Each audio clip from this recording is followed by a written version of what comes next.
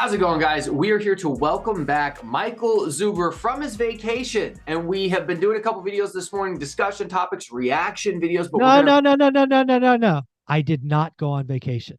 Oh, excuse me. I went on a trip. Oh, I have such a wonderful life. I don't take vacations.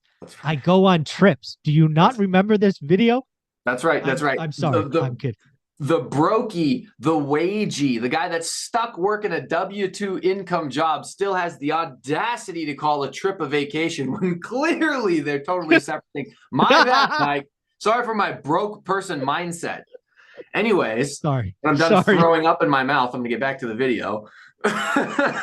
Just kidding. Thanks for harassing me. Anyways, we're going to react to a video that I think accentuates one of the points that you've been making, which is people who locked in really, really low interest rates have an asset and are not going to be so easily parted from the amazing asset that they have. So, Mike, if you're ready, we'll jump into the video. Oh, I look forward to it. I don't watch TikTok a lot, so I look forward to seeing it.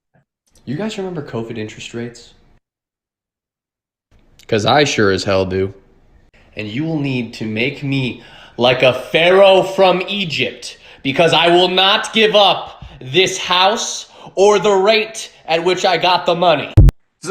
So it's a short one, Mike, but if you didn't see, he had a 2.85% interest rate. That's about as low as I've heard.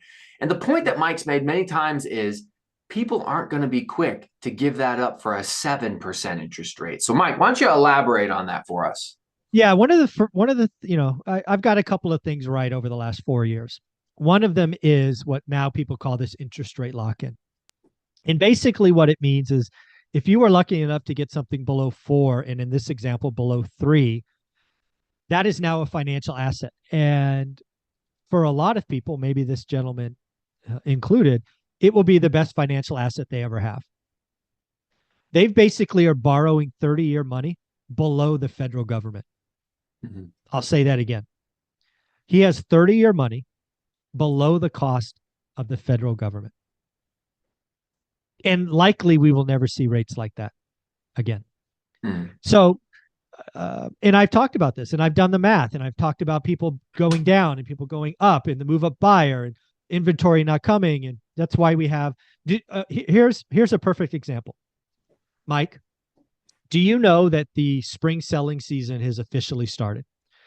Usually the Super Bowl is the rough kickoff, which happened in, I believe, early February. We are now in March.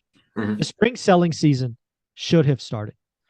According to one of the people that's been on my channel multiple times, Logan Mohatashita, I always mess that up, Logan, from Housing Wire. He has a weekly stat. This is mind-blowing. And it's exactly what this guy highlighted and what I've highlighted for a while. This is mind-blowing. We just had the lowest weekly addition of new listings ever recorded. Wow. Ever recorded. Wow. Yeah. Inventory problem. Inventory problem. It's not coming. Right. So yes, affordability is at a stupid industry low, but the inventory is not coming. Mm-hmm. So it's going to naturally, supply and demand, kind of reset around 4 million transactions. Right. The housing market is broken. The federal government broke the housing market 2 years ago when they let everybody buy sub 3, refi sub 3. I have apartment buildings with 30-year fixed rate debt at 399 that I will never get rid of. It's broken. It's broken. The inventory is not coming. It's just so broken. Well, if you're done bragging about the interest rate on your apartment buildings, I do have a follow-up question. Sorry, I wasn't trying to brag. I was trying to highlight. It's broken. When I look at something like this, I continue to think, all right, I'm trying to buy more houses. I've got 8 properties right now. I want to buy more, but I don't want to pay a 7% interest rate. So when I look at something like this, I'm like, okay, there's sellers out there or owners out there who purchased in the last year or two who got these great rates. How can I take advantage of it? And that's where assumable mortgages and the subject to stuff that Pace Morby talks about comes in. Now, I've never done one of those deals. I don't know if you've done one of those deals. If you have, or if you have some insight on how people could maybe advertise to people in a way where I could start finding that type of product. Because I don't want to buy. I want to assume. Mhm. Yeah, so I have done assumable. I've not done sub two. I believe sub two could possibly be one of the greatest things to understand over the next 2 years. I've not done one. I don't have the skill. I'm following pace. I'm doing all those things because I don't know, and I don't speak on what I don't know. I have assumed a loan. Commercial loans, generally speaking, are assumable. I believe VA loans are assumable. There are some types of loans that are assumable.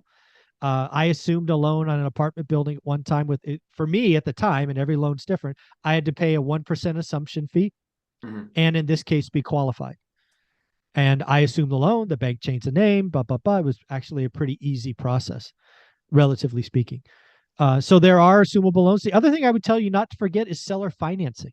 Right. I think what you should be looking for is seller financing. Because again, I've told you many times, I will overpay for a property if I can get the right rate, because my intent is to hold forever. Right. I think I've told you this story, but I'll use it as an example here. There was a house that I thought was worth, make up a number, 200 grand. Mhm. I was working with this seller. The seller knew me. I bought something else from him years ago, but for whatever reason, he wanted 2.25. And I tried to explain to him, I tried to do this, I tried to do that. He was fixed at 2.25. So out of nowhere, just I got lucky and thought of this. I offered him 2.25. I think I gave him 10% debt, let's say 25K down. So he gave me a loan in this example at 200 grand, but I told him I wanted it 0% interest. Mhm. I think he countered at 1%, but we may have done 0. I forget which deal this is. But the idea is I gave him his price and he gave me my term. Right. Now, I guarantee you, I know this guy. He tells that story to his buddies on the golf course today about how he stuck it to some Silicon Valley executive and made me buy a 200 house at 2.25. What he doesn't tell them is he gave me 1% money for 30 years. Right. So again, don't rule out seller financing. Never, never. And I am actively looking for seller finance deals. At your advice years ago, I've gotten 2 so far. But the tricky thing with seller financing is they don't have to own it outright. It does make it easier when they own it outright. There's a lot of people who bought in the last year or 2 with those great interest rates who don't own their house outright. No. And so that's where I'm trying to broaden my horizons. But yes, I am an advocate of seller financing. It is the holy grail of real estate investing, in my opinion. Mike, that was all I had for reaction videos and comments and questions today. I really appreciate you having me on. Welcome back from your non-vacation, your trip.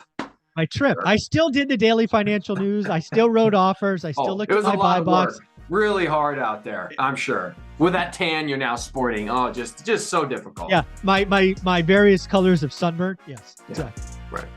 All right, brother. Thank you so much.